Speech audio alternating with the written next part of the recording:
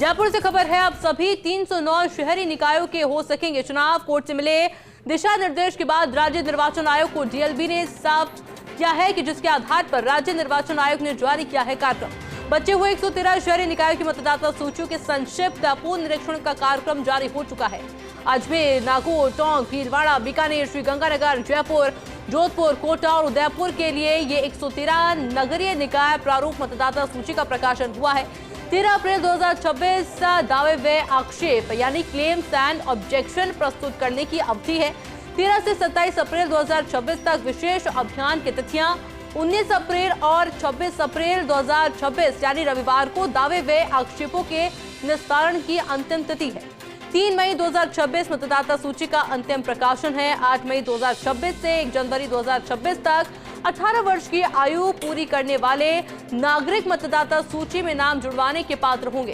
विधानसभा निर्वाचन क्षेत्र की मतदाता सूची यानी कि अंतिम प्रकाशन में डाटाबेस का उपयोग होगा और डाटाबेस का उपयोग कर वार्डवार सूचियां तैयार की जाएगी। ऐसे में प्रगणकों द्वारा इनका भौतिक सत्यापन किया जाएगा और इस सत्यापन 5 अप्रैल 2026 तक किया जाएगा।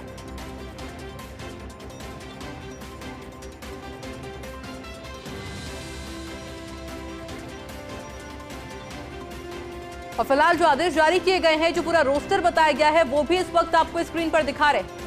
सभी 309 शहरी निकायों के हो सकेंगे चुनाव। कोर्ट से मिले दिशा निर्देश के बाद राज्य निर्वाचन आयोग को डीएलबी के द्वारा साफ किया है, जिसके आधार पर राज्य निर्वाचन आयोग ने जारी किया है ये पूरा कार्यक्रम। यानी कि बचे हुए 113 शहरी निकायों की मतदाता सूची के संक्षिप्त पुनरीक्षण का कार्यक्रम जारी हो चुका है। मेरे साथ में एसोसिएट एडिटर डॉक्टर तुराज शर्मा जुड़ गए हैं। तुराज जी, किस तरीके से देख रहे हैं जिस तरह से पूरा कार्यक्रम जारी किया गया है पूरे डेट्स के साथ में?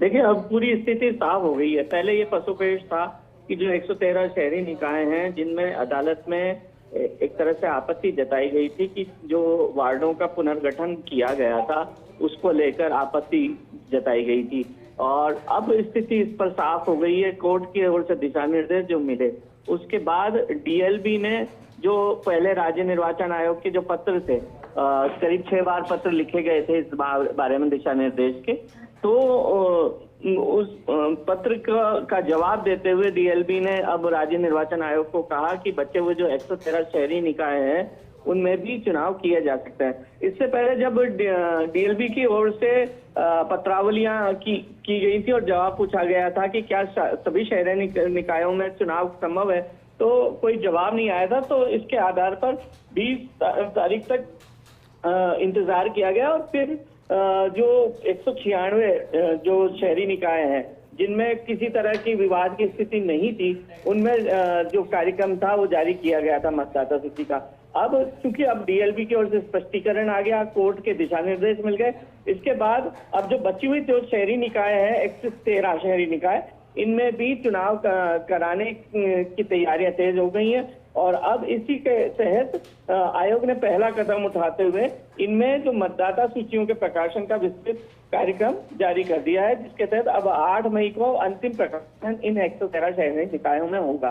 तो यह माना जा रहा है कि 196 के पहले शहरी निकाय और फिर 113 शहरी निकाय, इन दोनों को मिलाकर कुल 309 जो शहरी निकाय हैं उनमें चुनाव संभव है, और इसकी जो घोषणा है वो किसी भी सूरत में जल्दी से जल्दी हो सकती है।